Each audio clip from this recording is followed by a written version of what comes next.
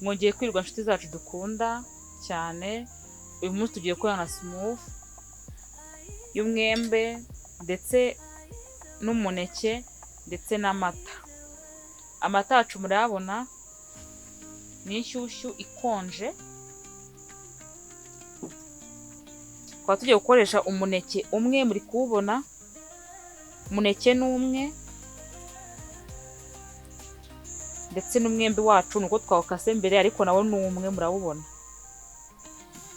Ego, ku bantu rero bashaka kubyibuha inshuti zanjye wakoresha ino smooth rwose ubyibuha wumva, niyo uri kuyinywa ubyibuha wumva rwose.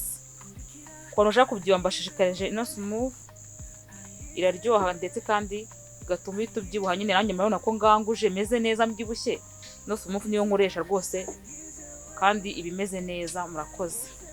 Rero tugiye gutangira dufata wa mwembe wacu tubishyira muri blender.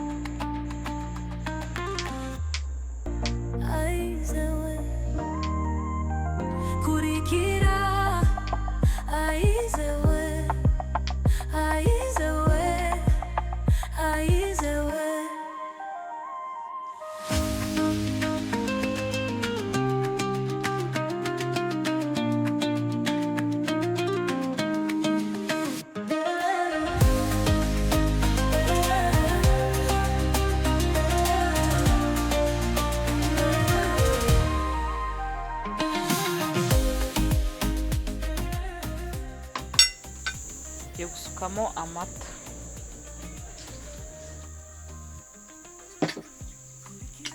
Noneho tugiye gupfundikira blending.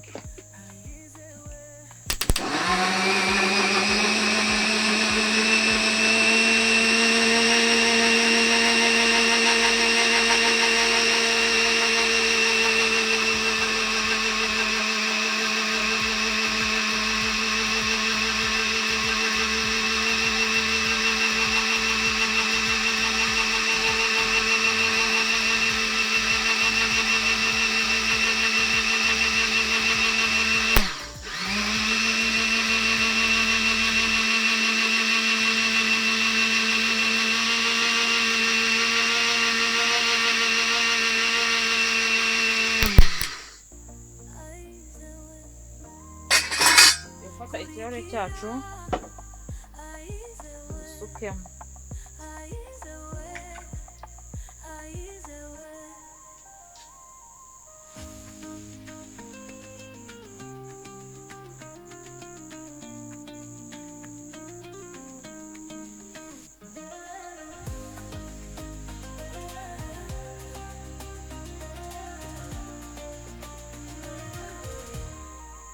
Ya smooth yacu murayibona.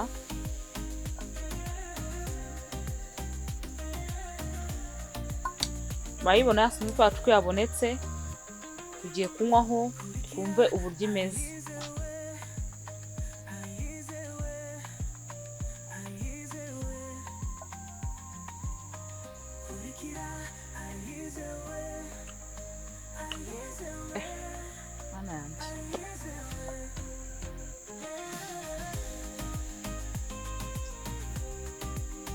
Iraryoshye cyane. Nimvuga cyane mumve ngo cyane. Rwose umuntu ushaka kubyibuha mushishikarije kuyikora, uzambwira muri comment niba muri kuyikoze. Murakoze, umunsi mwiza.